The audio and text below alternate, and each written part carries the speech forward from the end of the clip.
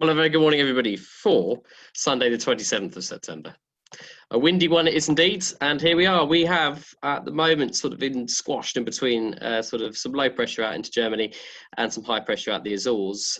Still bringing at the moment down with this low pressure a very strong northerly wind. That strong northerly wind is going to sort of abate as the day goes on, but not until evening time, and it'll be pretty good for the ridge all day today.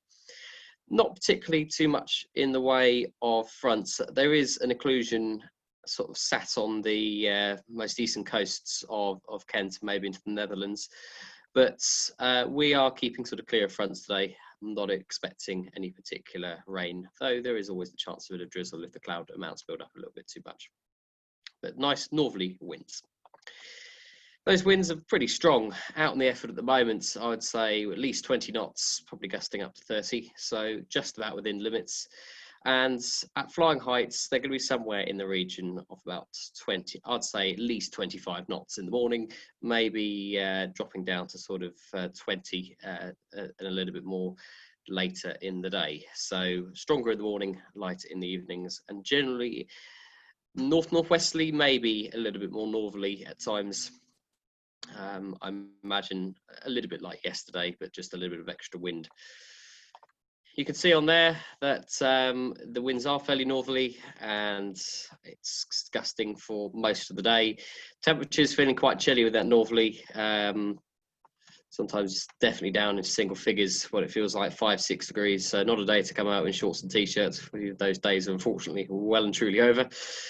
And the satellite picture at the moment, you can see that occlusion just over Kent. It is throwing some cloud at us. We're just sort of on this dividing line between the better weather out towards the West Country and the worse weather out towards the continent. The infrareds, you can sort of see the soiliness of that low pressure. Chucking a little bit of upper cloud, but nothing as significant as what's going on in France. Top temperature today of around sort of 13 to 14 degrees. So it says it's not going to feel like that. And dew points sort of halfway in the single figures. At the moment at Lasham, we have a temperature of 9 and a dew point of 4. And we're going to go to the webcam at Parham today to have a look at what's going on there. Yeah, we can see northerly wind. They've got their NHS flag flying. I can see the glider sat there. Of course, Parham have planning restrictions which prevent them from launching before 10 on a Sunday. So yes, looking pretty good down there. Plenty of gliders, and we're getting ready to launch a load as well. 40 soaring forecast, not too great if I'm honest. If I put it on the right day, that would help. So you can see that says nil point unless you are at RAF Valley looking at that. But let's look around lunchtime. There might be the odd weak thermal to 2,000 feet. Maybe later this afternoon, if that occlusion does not push too far west, we might see sort of some bluish thermals under this cloud to 2,500 feet. So tricky, I'd imagine, if you're going to soar back. But I'm sure somebody will prove that it's possible. Maybe the odd hint of cumulus as well. As I say, we are on that dividing line. Yep, there you go. So upper clouds further down the ridge. So yeah, maybe not those really nice thermals between Lewis and Butts and Eastbourne. Wind direction though is fairly constant northerly. And gusts today, as I say, we are looking at gusts into the 30s. Site forecast, don't know if I've got Parham on here. No, I'll have to set that up sometime. But yeah, you could, let's put that for today.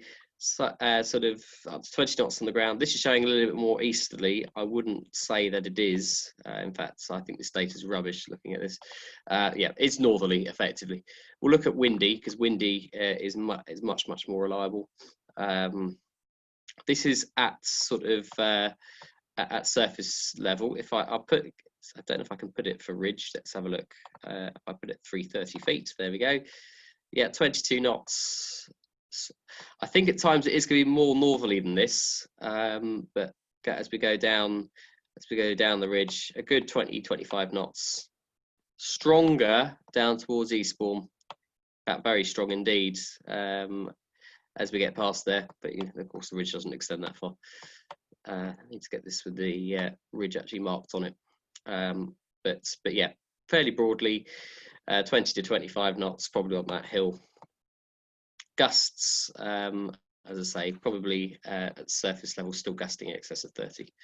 So yeah, and I'll look just a bit later in the day, even at sort of 5 o'clock in the evening, it's still working. It does start to reduce off after then, the best of the period, sort of around lunchtime.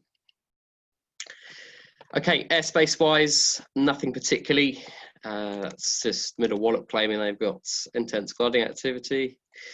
And other than that, I don't really see anything. There's anything that's particularly relevant to what we're going to be doing today. The usual Solent, Boscombe and Farnborough areas are active. I appreciate that is a bit of a pain coming back from that direction with Farnborough in the way, though if you do have a transponder, switch it on and you can motor through it if you have a turbo. Right, Aerotow retrieves. Parham, I've just had Tugmaster Dave on the phone. Parham were not doing that many Aerotow retrieves yesterday. We have to bear in mind that we don't want to put loads and loads of hours on their tug. So don't be surprised if you do land there that they refuse you an Aerotow retrieve. It's not them being a pain. It's just that they want to preserve the amount of hours that they're putting on their tug. So if that does happen, if you do want an Aerotow retrieve, I know it will cost between 100 to 110 quid to get it from Lasham. So unfortunately, that's just one of those necessary evils if that does happen. But hopefully some of you with turbos can get back. Others of you might self-retrieve with trailers. But yes, Parham may not do Aerotow retrieves. They may, it just depends, I assume, their duty instructor or their tug pilots. But yeah, we did send the Robin down there to get people yesterday. Operationally, today we are on 3-4. Let's say not one of my favourite runways. Launch point caravan is around here. Aerotowing is going to happen off here, and I've put signs on either end here to make sure that people don't just blindly drive into the departure paths and landing paths of our operation. Club gliders park behind the launch point here, please. My preference for club gliders is left-hand circuits on this runway. There's lots and lots of space to land up. Don't try and land in small gaps or try and land on the runway. It doesn't work. And try and land in this gap here, it's only enough room for about one glider wingspan, and we generally have to stop winch launching when it happens. When you're towing out, if you could make sure that if you're coming from the sort of eastern end of the airfields at the moment, come all the way around down alongside the perimeter track and make sure that you're not going to get a face full of tug as you come around this corner. This ground here is really bumpy. It's one of the only sort of areas I would not land a glider on our airfield. So just be aware that you probably don't want to tow through that. What we'll do is we'll set up, if there's lots of gliders, sort of a sort of snaky chain around the around this perimeter track. You can park your cars here, I don't mind, but if we could just make sure that we're sensible. Club gliders, if it does start getting busy and you're getting one of the last ones up the hangar, potentially come out here and tow down here or down the runway if we're not winch launching yet. It just is a case, try and avoid spending too much time in this area because it does get very, very tricky. Of course, wind shear, stuff like that, the usual stuff. Make sure that you have a nice coat, etc.